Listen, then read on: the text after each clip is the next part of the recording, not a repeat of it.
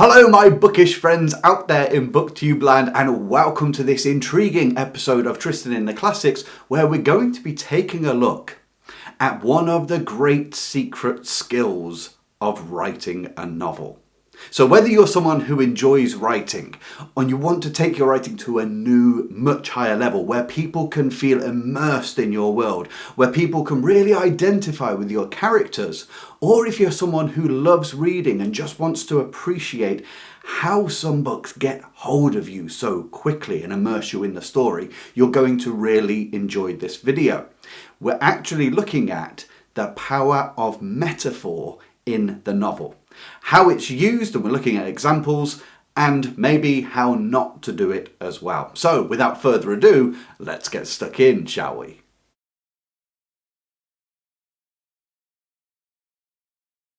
So, what is metaphor? Well, a metaphor is when you take the literal definition of one thing or object and apply it directly to something else. So, you may be writing something, it could be somebody's found buried under an avalanche, they're on the brink of death kind of thing, and when someone grabs their hand, they say, his hand was ice. Okay, it doesn't say is like, it says was.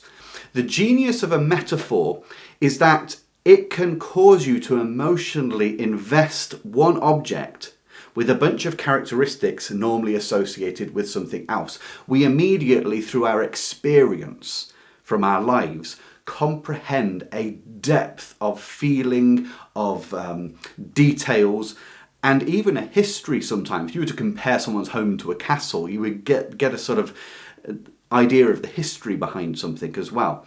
So that's what a metaphor is. It's so important. Aristotle, in his work Poetics, in which you get the art of rhetoric, says that the person who can master rhetoric can pretty much do anything. They are a genius because we learn as humans by comparison. And so when you can use metaphor well, draw up the correct image to represent something else, you have people in the palm of your hand. You can imbue people with an emotional response to what you say.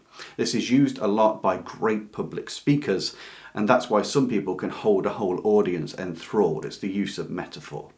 So what we're going to do now is we're just going to consider the three categories metaphor fall into or fall under metaphor, and then 4 different areas where it's used in the novel.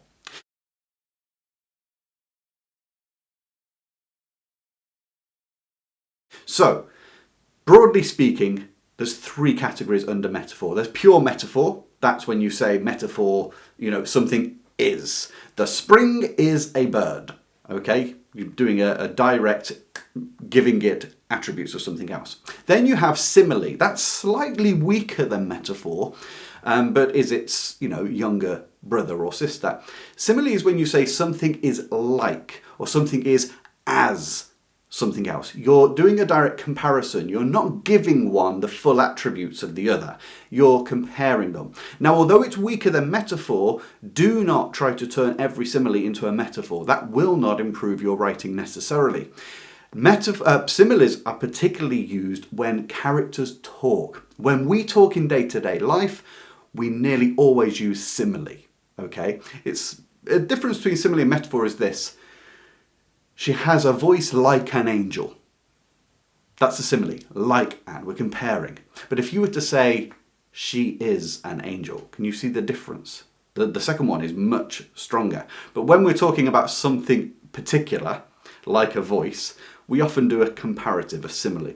The third area or category under metaphor is personification. Personification is where you take an inanimate thing and give it a human feel. Give it human capabilities. So if I were to say the storm growled and spat at the people below, I've turned it into a living creature. Personification has a particular value in making environment come alive. And that's something we're going to be looking at in a minute. It's one of the other categories. But personification can be used in all sorts of things. For comic effect, for serious effect, for emotional or anger, whatever it may be. So now we're going to take a look at how metaphor is used in 4 categories of the novel.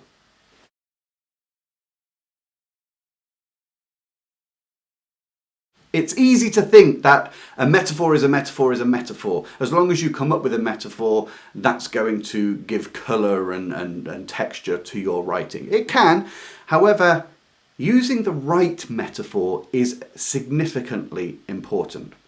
And understanding where metaphors are particularly well placed is also vital for good writing. All the classic writers, the ones whose books have lasted for eons, they're the ones who know how to use metaphor. That's how they get you.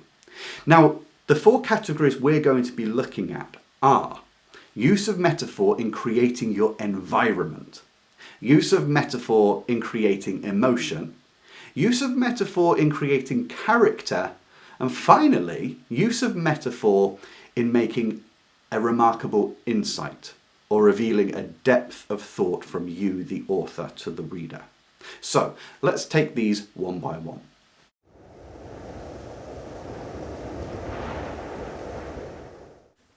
Metaphor is a brilliant way to create an environment that comes alive, that stands out in 3D so that you can experience it. And of course, that becomes the great place of the story. If you don't really bring your environment to life, you end up with what's like a stage. If your dialogue and your characters are brilliant, your readers will forgive you. But if you can immerse them, if they feel like through that window is another room, even though they'll never enter into it, they're going to believe it much more fully. We're going to look at 3 very short metaphors, and I'll try not to labour them. To get them, we're going to Thomas Hardy's Return of the Native, because Thomas Hardy is particularly well known for creating dramatic environments. He paints his environments so well, mostly the rural countryside of England. So, let's take a look at our first metaphor. The cheerful blaze streaked the inner surface of the human circle with its own gold livery. Did you get the metaphor in that? They're clearly stood around a fire. There's a group of people, and the inner circle of humans nearest the fire, it says, was streaked with the fire's own gold livery. It doesn't describe the colours. It doesn't say, they were lit with a gold glow. It says they are clothed in a gold livery. Livery is a uniform often used by foot servants for richer mansions. So what we've got here, in some sense, we've got the fire being personified slightly as if it is an owner who was granted the gold livery to the one standing around it. But also just making the colour or the glow of the fire a gold livery helps us to see the colour as a suit, as clothing. It completely dresses them. And this creates a particular kind of scene. It's much warmer. It's far more vivid because we can understand the term livery or clothing and put it on the characters. You just know what he means. To give an example of how a metaphor can really develop the emotional response of an environment and make it very clear and give us a feeling. Imagine if instead of this fire clothing the inner circle of humans in a gold livery, imagine it said that the fire spattered the inner circle from head to toe in blood. Okay? You know it, they're glowing red now. And what kind of sense that it gives you a very ominous picture, whereas the gold livery, totally different. You see how a metaphor can say so much. Let's take the second metaphor from Thomas Hardy. The storm was its lover, the wind its friend. Now, we've got personification here of the weather. In this scene, Hardy is describing a very wild heath, Egdon Heath, where the majority of this book takes place. You can imagine the wind ripping through the long grasses and the bare Spartan gorse bushes everywhere. You can imagine the howling of it, but you see how he brings it to life with the use of a metaphor personification. He says, the storm was its lover. Now, when you think of lover, what do you think of? Passion, tumult. You're sort of sometimes angry with one another, writhing together, locked together, infatuated with each other, all of your soul. You're bound as one kind of thing. That's what a lover is like, this passionate affair that's going on between the storm and the heath. So the heath is part of the wildness of things. It's not something that's beaten down. It's not secondary. It makes the whole scene extremely primordial and natural, giving us a real great age to the setting. And then it says the wind is its friend. So once the storm is gone, where you get a great writhing and movement of the grasses and the rain, the wind is its friend. It hangs out with it. In other words, you never see the heath without wind, really. And it seems to play. And, you may not be in that inner circle, but you see how we've suddenly, whenever anyone enters onto that heath now, that heath itself is becoming a character in the book through just the shortest and simplest metaphor, but so well chosen. Let's take a look at a third metaphor. The bonfires tinctured the silent bosom of the clouds above them and lit up the ephemeral caves, which seemed thenceforth to become scalding cauldrons. Okay, so there's two little metaphors in here. First of all, it talks about the bosom of the cloud. That gives us a sense of fullness, doesn't it? A sense of heaving, of breathing, the bosom of the clouds. But then it says the ephemeral caves, once the light of the bonfire went up and lit the clouds, it says they became scalding cauldrons. So you could in some way say this is... you could say it's a literal metaphor because they became scalding cauldrons. They could easily have been written, they became like scalding cauldrons, which would have been a simile. But do you get the feeling? It's no longer a gold livery. There's a certain menace, scalding cauldron. You can see the cleft within the clouds, the folds between clouds. But they must become a sort of red. Maybe the dark shadows look like a smoke coming out. There's something pagan about this. There's a certain sense of witchcraft, which actually does seem to fit quite well with the book. There's, again, that primordial kind of sense. But just the way the fire has transformed them. It's like a pagan rite going back and forth. So you can really sense what it's like to be among these people. It separates you from the modernity of the city down the way. It really takes you back. It really puts you in the country. A brilliant metaphor will bring your environment to life. It can be used on countryside like this, or it can be used regarding the weather, or it can be used regarding a house. It could be used regarding a boat if you've got something set on a boat. Think of how you can make that scene come alive through a metaphor rather than just talking about the power of the wind and the rustling of the leaves, and give us something else, and that will elevate your writing. The great authors do it.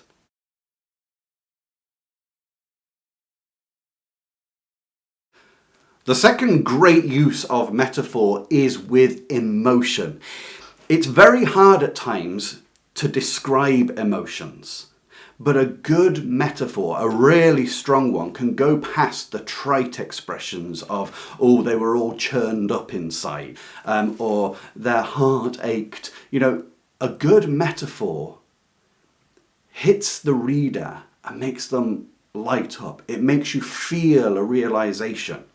It gives you such a deep three-dimensional sense of what a character is feeling. So if you want people to emotionally react, use good metaphors. Now, two of the metaphors we're going to look at, very, very short, are in this book. This is Eugène Grandet by Balzac. So let me just read you the very first one, which is so tiny and is a great lesson in metaphor.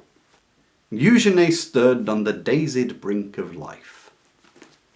Now, how marvellous is that as a metaphor? This just shows metaphors don't have to be grand, sprawling descriptions on a page. What's called an extended metaphor goes from one point to another to really build out a scene.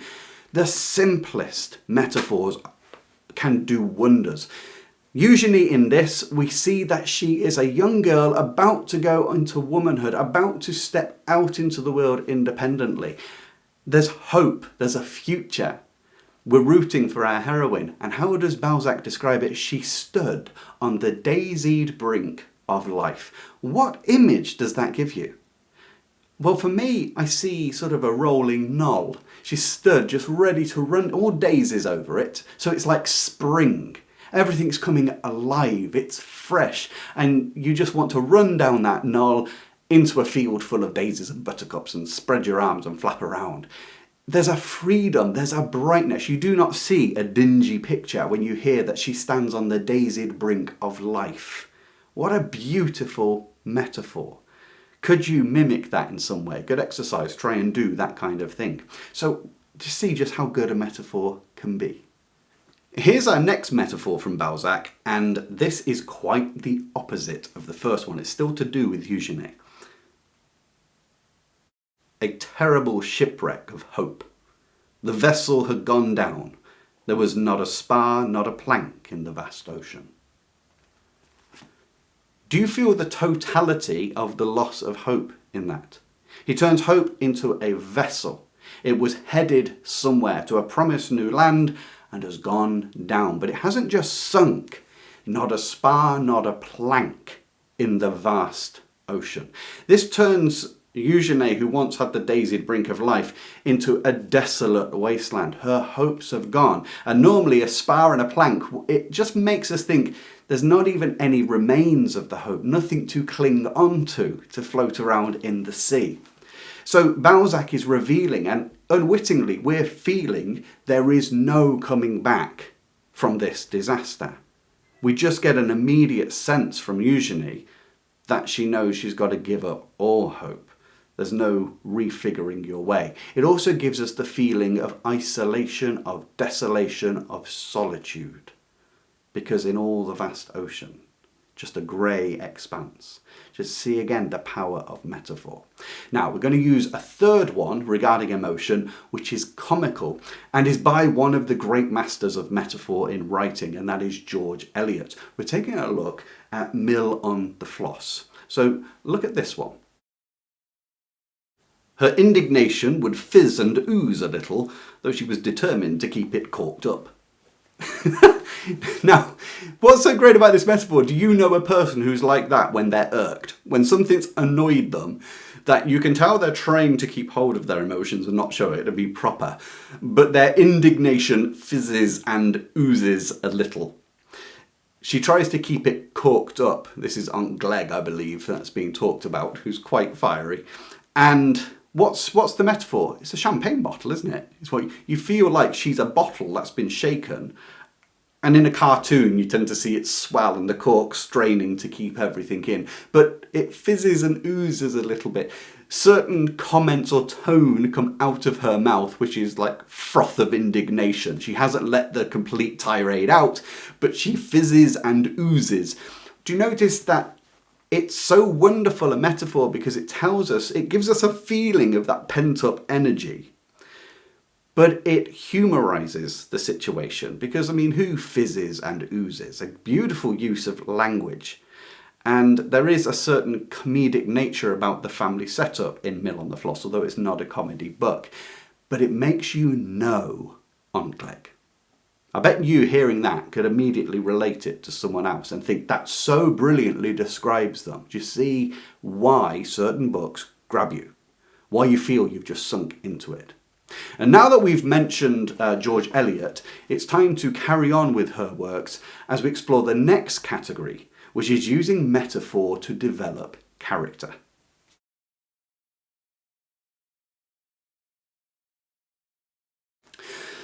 Using metaphor to develop character is often something that is overlooked by a lot of average writers. I'll be honest, I didn't even notice it until deeply reading the classics and studying the classics. And then Eliot, to me, was the one author that really caused me to see it better than anyone else. And that is that not any metaphor will do for your characters. Eliot matches the metaphor to the mentality of their character. So I'll give you an example on screen now. Maggie found the Latin grammar quite soothing after her mathematical mortification, for she delighted in new words and quickly found that there was an English key at the end which would make her very wise about Latin at slight expense. She presently made up her mind to skip the rules in the syntax. The examples became so absorbing. These mysterious sentences, snatched from an unknown context, like strange horns of beasts and leaves of unknown plants brought from some far-off region, gave boundless scope to her imagination, and were all the more fascinating because they were in a peculiar tongue of their own, which she could learn to interpret. Now, isn't that great? We're using a simile here. They are like something. But Maggie, we find from the beginning of the book, she is a very curious person. She likes to read, she loves to learn, and she has a great sense of adventure and wonderment, thinking about far-off places like the Caribbean's mentioned, and pirates and all that. Do you see how, to explain the situation, Eliot has given us, or to explain her character and her feelings towards discovering Latin at her brother's grammar school, Eliot uses a metaphor that matches Maggie. It says that Maggie sees the mysterious sentences in Latin. She sees them as strange, like strange horns of a beast, leaves of unknown plants that are brought from some far-off region. It gives you a feeling towards Latin. Now, if I said learn Latin, you might think this is going to be boring in the book. But having it explained that way, you enter Maggie's mind. You don't have to have it explained. Maggie actually was excited about Latin, even though most people wouldn't be. That would be more of a thesis kind of writing, and we wouldn't be gripped. The correct metaphor to match the character helps you to see the world through their eyes. What's very interesting about this as well is it's a simile metaphor. Notice it's not the strongest. It didn't say Latin is the horns of a beast. It's the sentences are like. Who are they like it to? They're like it to Maggie. It colours in the drifts of her mind for us to ride upon them and see the world in her way. That's genius. Let's look at another one. For a long while, Mr. Poulter only shook his head in a significant manner at this request and smiled patronisingly, as Jupiter may have done when Semele urged her too ambitious request. Did you see the use there, the metaphor, or the simile? He shook his head, patronising, as Jupiter would have done in this scene towards Semele. Now, why this is great? Mr. Poulter is the one who teaches the boys. He teaches the Latin. He teaches classical Greek and Latin and involves mythology with all of that. It tells you something about the way he sees himself, that he shakes his head as Jupiter would have. Who's Jupiter? The Greek god, head of the pantheon. The Romans, I should say. It's the equivalent of Zeus. It tells us that's how he sees things. Now, what's interesting about Mr. Poulter is every time Eliot wants us to feel something about him and describe the scene, she nearly always uses a reference to Greek or Roman literature. And that's so insightful to you and me as writers or readers.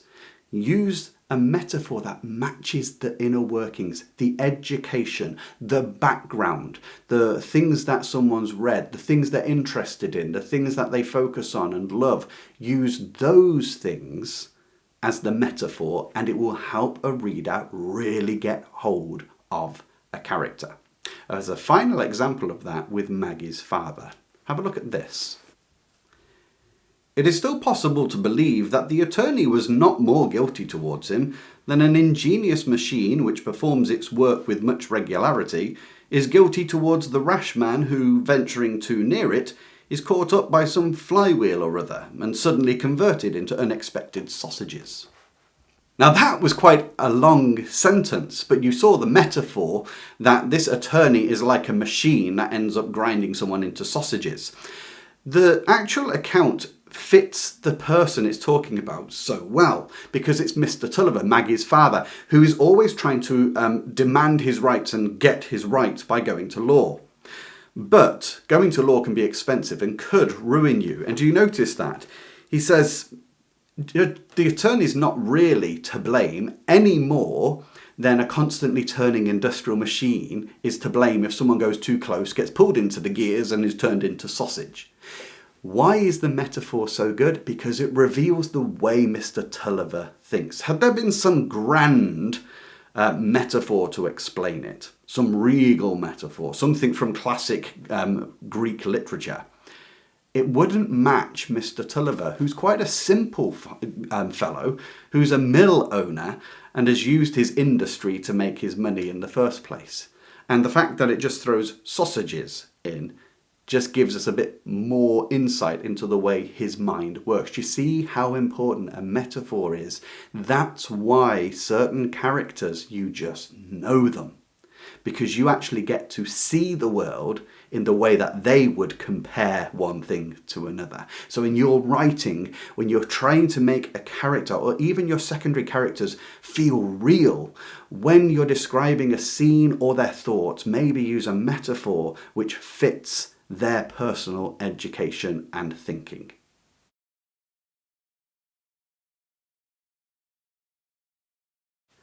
The final area I want to talk about in which metaphors can be used well is an area many people just overlook altogether, and it's the use of metaphor to make a mind-blowing observation, to elevate your point or your observation as an author to the reader through one of your characters, perhaps. To examine this, we're just going to take a couple of looks at Eric Remarque's All Quiet on the Western Front. We're going to look at some of the metaphors in this. There's a bit of crossover here because it also harkens on character and emotion as well. But let's take a look at one. We have been consumed in the fires of reality. We are terribly indifferent. Now, you'll automatically feel the gravitas of that. He is obviously a young man in the trenches at World War I. Think of what those experiences did to the young men and any men that were fighting in those trenches, the barbarous nature of the war, the endless mud, the discomfort, the way they were just treated like cannon fodder. But you see the metaphor he uses. We've been consumed in the fire of reality. It's not like reality is a fire that burns away every element of you, that smelts you down. That's like you've been in a crucible, but it's burnt so thoroughly that they become terribly indifferent. You'll notice in this book they can see corpses without a reaction, the most mangled things. And no wonder men came home from that war and just couldn't reintegrate into society, or it damaged their relationships with people because the fires of reality had completely withered and scorched them. Do you see how that gives you a way of seeing the world far more thoroughly and clearly when you use a metaphor like that? Another metaphor he uses is somewhat nostalgic. And makes us think about life, but is also good for emotion or character. And it's this. Those soft bass voices, redolent of warm stoves in comfortable rooms back in their homeland. Isn't that beautiful? I wouldn't say the writing is particularly great in All Quiet on the Western Front, but when Remarque uses these well-placed metaphors, it all just lifts. It makes you transcend everything and be a human. So those soft bass voices, he's talking about the men talking quietly underground in their bunkers or singing a song. And it says they're redolent of warm stoves in comfortable rooms back in their homelands. I mean, redolent, it means it's a simile, it's comparing, it's as they're warm, they're like warm stoves. But do you suddenly get the sense of humanity? That these are just family men, or they're the sons of somebody. You hear the warmth in the voice because he compares the bass voices to warm stoves in comfortable rooms. It's all the more a powerful metaphor because of the situation, the literal physical situation that they're in. But it brings up all the feelings. A metaphor, remember, imbues something with its own characteristics. It brings up all the feelings of family life, of home, of security, of warmth, of comfort, of family. Just a metaphor takes you right out of the trenches and then throws you straight back in.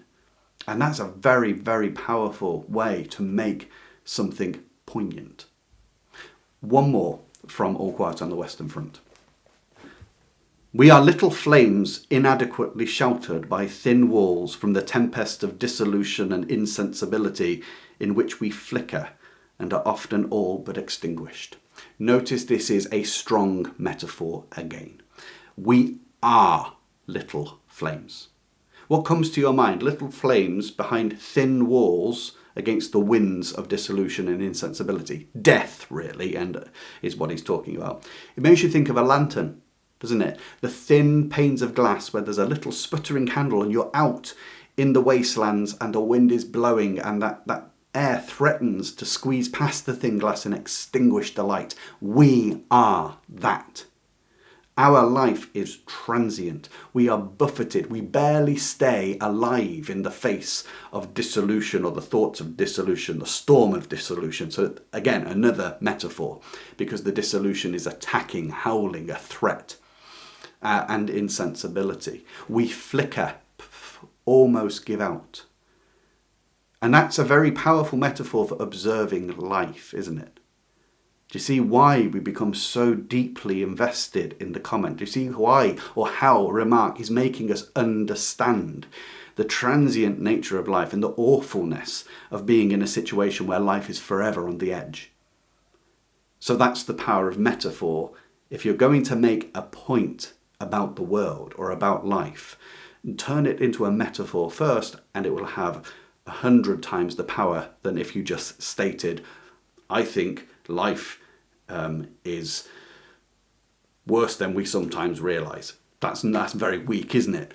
Do a metaphor, we are little flames. That elevates it to a totally different sphere.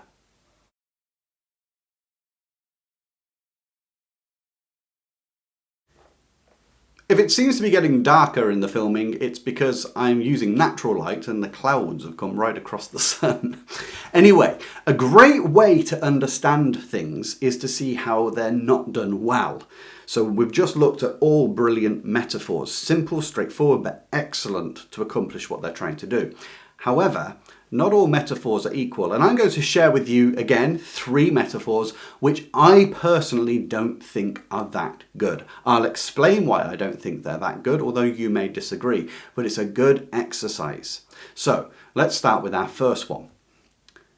All of these metaphors are, by the way, from published books. I'm not going to give you the book because I don't want to make someone think the book's not worth reading, because they could be. So, the first one says, the waves rolled in like blue metal tubes, carrying an egg white of foam on their peaks, then broke in 1,000 glittering splinters and came up to the street with an O of wonder and fear from those watching. Right. So, why I do not like this metaphor. You've heard the expression, don't mix your metaphors. That's take 2 metaphors and try and combine them. I have never seen metal blue tubes with egg white on top. Now, you might think I'm being pedantic, but it really isn't. Metaphors, we're using something to imbue one thing onto another, the qualities. It's from our experience it's pulling on. So when you're forced to put metal tube to represent the sea, okay, I can see that in the wave, and an egg white, I'm having to make up something totally imaginary. I'm having to do the work of the writer by being creative in my own mind. I've never seen a wave that has egg white on it. I've never seen a steel tube, by the way, which has egg white on it. It's a weak metaphor. It seems that's the kind of thing I expect from someone who's practicing descriptive writing. By the way, this is written by a very, very, very good author. But that's not the greatest metaphor. Something to be said about the glittering splinters, 1,000 glittering splinters, again. That was a simile, like 1,000 glittering splinters. I don't like that necessarily because it's a trite one. It's an overused expression, and metaphors give impact, they give feeling. But if a metaphor is overused through time, it doesn't actually have an emotional impact. So I'm not too impressed by that either. Here's the next metaphor. My very centre was beginning to expand, as it always did before violence, a toppled pot of black ink covering the frame of my mind, its contents ceaseless, unaccountably limitless. Now you might like that metaphor, I don't, and I'll explain why. Words matter when matching a metaphor into a sentence. I actually love the vividness of a toppled pot of black ink spreading out, you know. However, the words that are used, I'm not so sure about. Because he says his centre begins to expand. Do you think of ink as something that expands? Technically, when it spreads across a table, it's expanding. But a better word would be spread. I think of expanding more like a balloon or a foam or something that inflates itself. So I'm not so fond of black ink being toppled matching the word expand. But on top of that, where does it expand in? It expands in the frame of my mind. Well, now again, the idea of a frame and now with black ink toppled over, I'm struggling. I imagine the black ink covering something, but it doesn't really cover a frame, does it?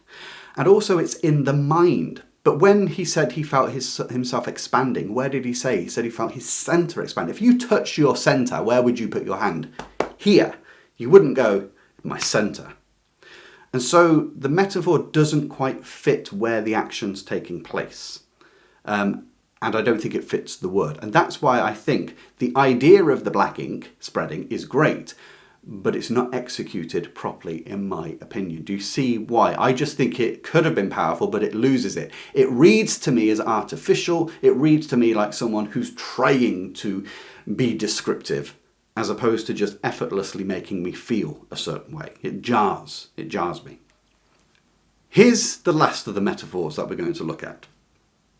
The rear windows leaped up with a touch like frogs in a dynamite pond. The white canvas top ran up and down like a roller coaster. Once it got rolling, around 80, it was pure smooth Hal. All that elegant upholstered weight lashing across the desert was like rolling through midnight on the old California Zephyr. Okay, there's a number of metaphors in here. And stacking metaphors can work. Not mixing them, but stacking them can work. Why I don't like this. Okay, the rear windows leaped up with a touch like frogs in a dynamite pond. So they leap up quickly, we're meant to imagine. Like frogs, okay. On its own, that probably wouldn't work too well anyway.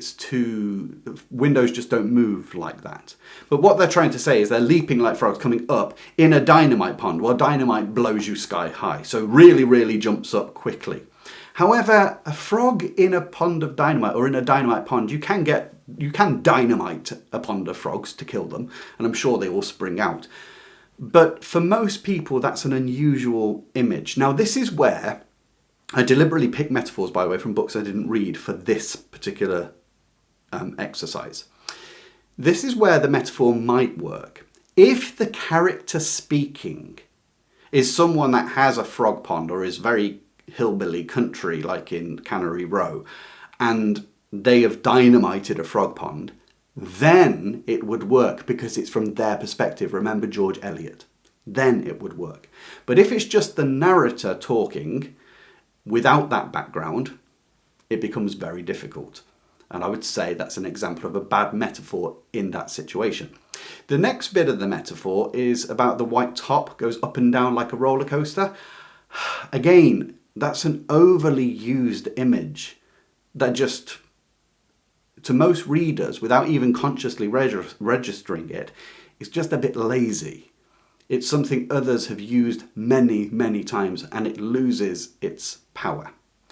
And then finally, at the end, it talks about the upholstery being like, you know, the riding at midnight on the California Zephyr. Again, that image would work if it fits the character. Okay, so that might be good. But for most people, a Zephyr, which is a warm air, also is a motorcycle.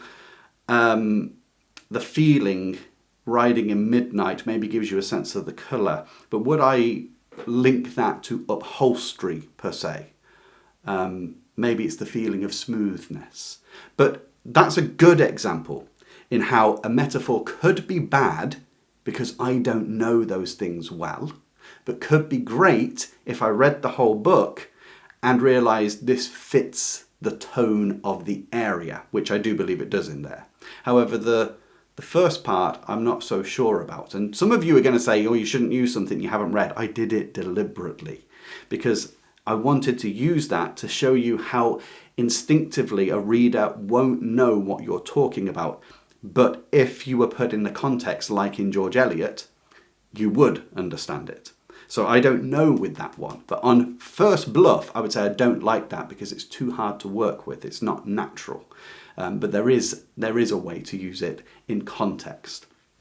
So there was our discussion of metaphor.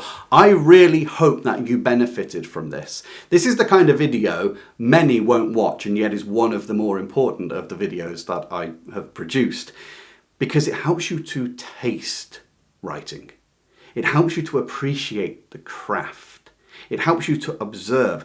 I've done a video about the importance of observing things and having names for things because you appreciate them more fully. I'll put a link up above. It's a video not as many watched, but it's such a profound insight into how to make life more enjoyable. It also makes reading more enjoyable. This study of metaphor will make you a better writer. I hope you understand how. Practice and practice your metaphors. Write multiple amounts of them. Think of how to use them for the environment. Personification is quite good there. Think of how to use it for emotion. How to build it with character like Eliot by focusing on what the character knows and likes and dislikes to create your metaphors. And then on making an insight like Eric Remarque in All Quiet on the Western Front is much more powerful than just stating your observation. Use a metaphor at all times. So that's why this video is important, because it helps you appreciate the craft. It makes you a better writer, or it will make you a better reader. Until the next time, I wish you joy in whatever you read.